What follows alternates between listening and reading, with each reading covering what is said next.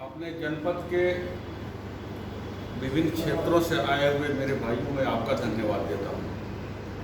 और धन्यवाद इसलिए कि आप लोग अपना अमूल्य समय निकाल करके अपनी हक की लड़ाई लड़ने के लिए महाराजगंज तक आए। दूसरा धन्यवाद मैं दूंगा बाबू विमल जी को। हमारे इनके संबंध करीब 4-5 साल के हैं और बहुत ही अभिन्न मित्रता है हमारी। आपको भी धन्यवाद इसलिए देना चाहता हूं कि आपके अंदर एक जज्बात है। वो जज्बा कैसा है? क्रांतिकारी। इन्होंने आप लोगों को एक मंच देने का प्रयास किया। मैं आप लोगों को बताना चाहूंगा कि आप कितनी भी लड़ाई लड़ लीजिए, आपको कामयाबी नहीं मिलेगी। क्यों नहीं मिलेगी? उसका एक कारण है। किसी सरकार से टकराने के लिए, किसी सरकार तक अपने बातों को पहुंचाने के लिए, और वो भी ऐसी सरकार जिसके कान बंद हैं और आंख बंद है। आपके पीछे एक संगठन, एक राजनीतिक पार्टी का हाथ होना बहुत जरूरी है। पार्टियां बहुत है, चिंगारी कब निकलती है? जब पत्थर से पत्थर टकराता है तब।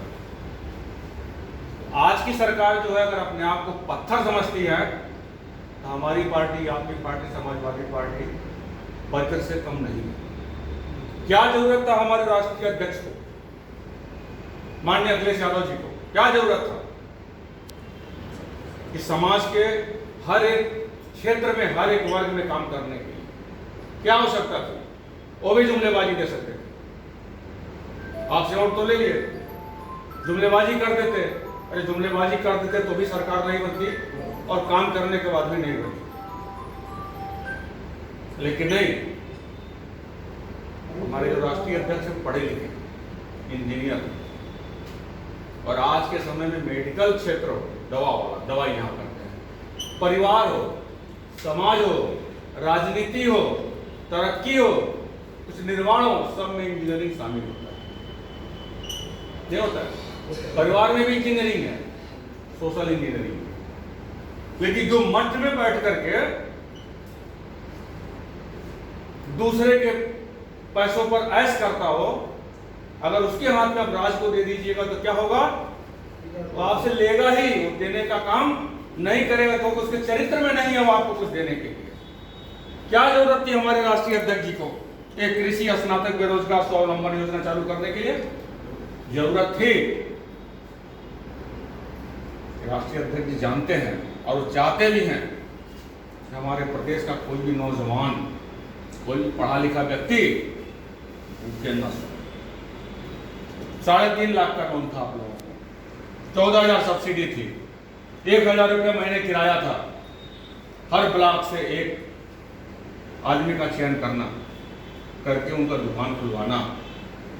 जो आज डायरेक्ट बढ़ रहा है, जो जा रहा है, जो ब्लैक मार्केटिंग हो रहा है, वो सारे बीज को, दवाओं को, जो भी सामान है आप लोगों के द्वारा उसको बांटा जाता है। उस राष्ट्रीय अध्यक्ष जो हमारे अखिलेश, क्या गलती हो गई जिनको सत्ता से बाहर होना पड़ा? पूरे महाराजगंज ही नहीं, प्रदेश के पूरे जनपद को 4 लेन से जोड़ने का सपना किसने देखा था? राष्ट्रीय अध्यक्ष हमारे अखिलेश यादव जी, आपके भी राष्ट्रीय अध्यक्ष हैं। क्या जरूरत थी उनको समाज में साइकिल बांटने का? आरोप लगता है कि वो मुसलमान और यादव की राजनीति करते हैं। क्या जो साइकिल मिला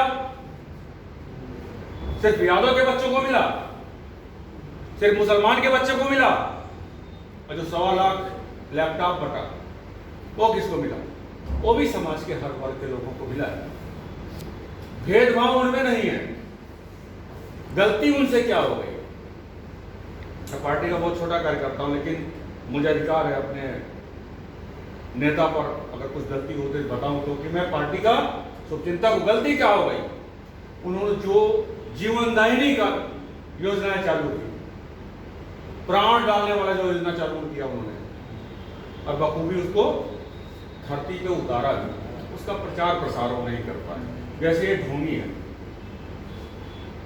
योजनाएं थी सारी समाजवादी पार्टी की, कार्य सारे समाजवादी पार्टी में हुआ, 5%, 10% काम बचा, उसका फीता काट करके लोग अपना नाम कि मैंने किया। क्या बात कर, आने वाला समय जो है ना बहुत ही विषम होने वाला है। आप चाहेंगे तो जो आप अपने कंधे पर ये गमछा लिए हुए हैं ना, आप खरीद नहीं पाएंगे। क्यों नहीं खरीद पाएंगे? आपको अधिकार नहीं होगा किसी लोकल दुकानदार से खरीदने का। सारे पूंजीपतियों को इन्वॉल्व कर दिया उन्होंने। अभी जो एक किसान वाला एक बिल आया हुआ है जो अन्न बेचने वाला, मैं इसको ठेठ भाषा में कर रहा हूं, इस बात में नहीं कर रहा हूं, उन्होंने शामिल कर दिया। क्या? अरे हमारा अनाज और हमारा हक नहीं। अभी भी देखिए जो धान या गेहूं क्रय केंद्र जो खुले हुए हैं, समय से खुलता है क्या? नहीं खुलता है, क्योंकि सरकार की साजिश है। यह जानती है कि अगर अभी धान की कटाई हुई है तो किसान को गेहूं की बुआई करने के लिए पहले अपने देनदारों का जिससे कर्जा लिया है उसको पैसा देना पड़ेगा। थोड़ा रोक दो ताकि हमारे बिचौलिए, हमारे दलाल जाकर के आपको कम पैसे में आपका धान और गेहूं खरीदने का काम करेंगे। जब आप ओपन मार्केट में चले जाएंगे, सरकार यही चीजें करेगी, अपने क्रय केंद्रों को लगाम लगा रखी। किसान क्या होगा? परेशान होगा। बुआई 15 दिन में 10 दिन में खत्म हो जाता है ना? क्या करेगा? इन दलालों के हाथ में कौड़ी के भाव अपने अन्न को बेच देगा। तो नतीजा क्या निकलेगा? जो पैसा मिलेगा, खेत की बुआई तो कर सकता है लेकिन अपना पेट और अपने बच्चों का पेट नहीं पाल सकता है। ये गलतियां सबसे हुई हैं,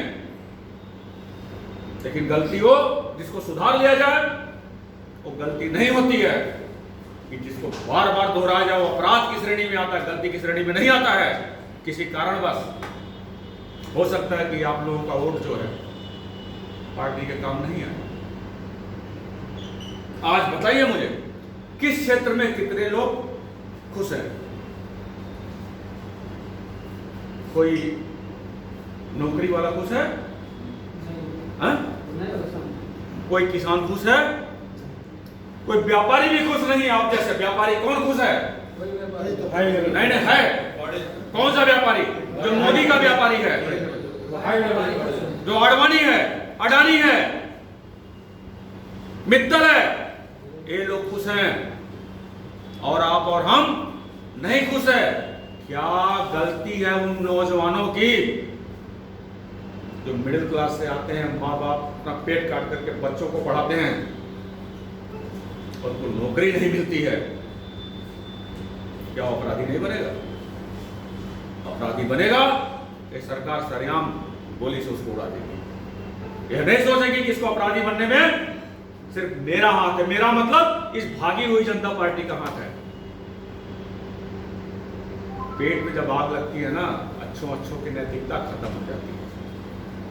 अभी भी कुछ नहीं बिगड़ा है, जब जाके तब सवेरा होता है। मेरा आप लोगों से निवेदन है, कितने लोग? 20-25 लोग हैं।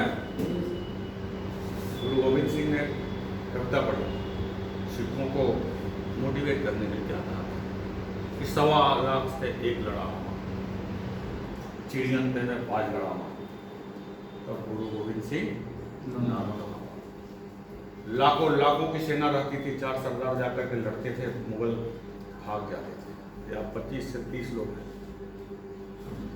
जो आदमी सोगी वर्मा से चल के यहाँ जाता है, जो सनौली से चल के यहाँ जाता है, जो कतरारी से चल के यहाँ जाता है, उसके जज्बे को शक की नजर से देखा जा सकता है क्या? नहीं देखा जा सकता है। आप में वो ताकत है, आप में वो ऊर्जा है कि अपने साथ एक कारवां आप खड़ा कर सकते हैं। ये 25 लोगों की फौज 2500 को साथ लेकर के घूमने वाली है। अगर आपको खुद से प्यार है, आने वाली पीढ़ी से प्यार है, अपने मां बाप से प्यार है, अपने प्रदेश से प्यार है, अपने वतन से प्यार है,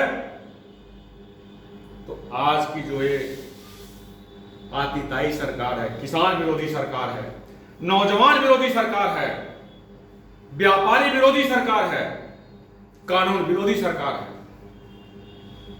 इसको उखाड़ करके फेंकने का काम हम लोग करेंगे। करेंगे कि नहीं करेंगे? क्या वो योजना और गति से चले आप लोग नहीं चाहते हैं? नहीं चाहते हो तो बताइए। चाहते हैं तो कैसे होगा? फिर वही लखनऊ में बैठा हुआ समाजवादी पार्टी का हमारा प्यारा, आपका प्यारा चहेता राष्ट्रीय अध्यक्ष अखिलेश यादव को होना पड़ेगा। आएंगे जब हम चाहेंगे तो। अगर हमसे अपने आप को प्यार करना है, 1.5 साल हो गए। मैं सिर्फ राजनीति के लिए नहीं कह रहा हूं, तो बच्चा पीड़ित है। आपका बच्चा पढ़ लिया, काबिल हो गया, ये आज की सरकार, निकम्मी सरकार क्या बोले, 5 साल का मानदेय में उसको रखेंगे। उसका भविष्य कहां जाएगा? उसके अंदर हमेशा भय बना रहेगा कि 5 साल बाद क्या होगा। वो काम करेगा? काम नहीं करेगा। वो 5 साल अपनी नौकरी बचाने के लिए कि सिर्फ इधर उधर देखता रहेगा, चमचागिरी करता रहेगा, मस्का पालिश करता रहेगा। कि आने वाली सरकार हो सकता है उसको निकाल के बाहर करे और अपने लोगों को नौकरी दे। इससे उसका तरक्की होगा क्या? नहीं होगा। प्रदेश का तरक्की होगा क्या? नहीं होगा। और देश का तरक्की चूल्हे भाड़ में जाएगा। आप चाहते हैं कि जो भी समाजवादी योजनाएं हैं, जो भी सुचारू रूप से चले, हमारे बच्चे सिक्योर हो, उनका भविष्य उज्जवल हो, तो आप लोग पहले समाजवादी पार्टी के झंडा के नीचे आए। इनसे कौन टकराता है मुझे बताइए ना। आज की सरकार है, कौन टकरा रहा है? कौन लाठी डंडा खा रहा है? नजर उठाइए, जिधर उठाएंगे उधर देखेंगे समाजवादी पार्टी के लोग इन आतिताइयों से 2-2 हाथ करने के लिए तैयार और कर भी रहे हैं। अगर आपको अपने आप से मोहब्बत, मुझसे मोहब्बत करने की जरूरत नहीं है। अगर आपको अपने आप से मोहब्बत है, समाजवादी पार्टी की विचारधारा से आप लोग जुड़िए, कदम से कदम मिलाइए। ये योजना क्या है? इससे अच्छी योजनाएं समाजवादी पार्टी की सरकार लाएगी। आजकल एग्रीकल्चर से एमएससी किया हुआ बच्चा 5,000 की नौकरी कर रहा है, जबकि उसको नौकरी कितने हजार की कम, 25 से 30,000 रुपए की कम से कम की नौकरी करनी चाहिए। तो जिम्मेदार कौन है? घर का टैक्स कौन देता है? जनता देती है। व्यापार का टैक्स कौन देता है? जनता देती है। रोड का टैक्स कौन देता है?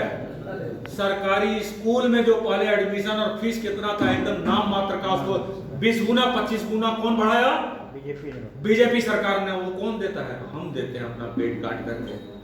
क्या इसीलिए देते हैं कि जिसको हम चुन के भेजे वही हमारे लिए भस्मासुर बना रहा है? कौन चाहता है? आप चाहते हैं? इरादा क्या करना पड़ेगा आपको? बताइए, आप खड़े हो जाइए। क्या आपको निर्णय लेना पड़ेगा? अब निर्णय यही लिया जाएगा भाई, एकता बनाया जाएगा, सपा में शामिल हुआ जाएगा। सपा में आप समाजवादी विरोध किया जाएगा। मुझे बोलिए, मैं आप लोगों को, मैं कोई दलाल टाइप का कोई नेता नहीं हूं, बैठिएगा। मैं कोई कमीशन खोर नेता नहीं हूं, क्योंकि हमारा हीरो कौन है? अखिलेश यादव। आपकी समस्याएं मैं लेकर के जाऊंगा लखनऊ। आपकी लड़ाई हम भी लड़ेंगे, क्योंकि आप जैसे मां के कोख से मैं भी निकला होगा। मैं भी सेल्फ मेड आदमी हूं। जो भी किया अपने मेहनत से किया, और आप भी अपने मेहनत से करना चाहते हैं और कर भी रहे हैं। तो आजकल भविष्य नौजवानों का, बुजुर्गों का, नौकरी पेशा का, व्यापारी का, स्वास्थ्य कर्मी का, किसी का सुरक्षित, किसी का उज्जवल नहीं है, सुरक्षित नहीं है। क्या आप लोग समाजवादी पार्टी के झंडा लेकर आने के लिए तैयार हैं? मैं किसी को दबाव नहीं दूंगा कि जबरदस्ती आप मेरी पार्टी में आइए। मैं किसी को दबाव नहीं दूंगा। इसमें जो समाजवादी पार्टी का झंडा उठाना चाहते हैं हाथ उठा दीजिए। मजबूरी में ना उठाइए, क्योंकि मजबूरी का काम हो ठीक नहीं होता। इसमें बहुत लोग समाजवादी अब हाथ नीचे कर दीजिए। मैं समाजवादी पार्टी का, अगर आप चाहें आज के दिन में ही आपका सदस्यता दिलाऊंगा।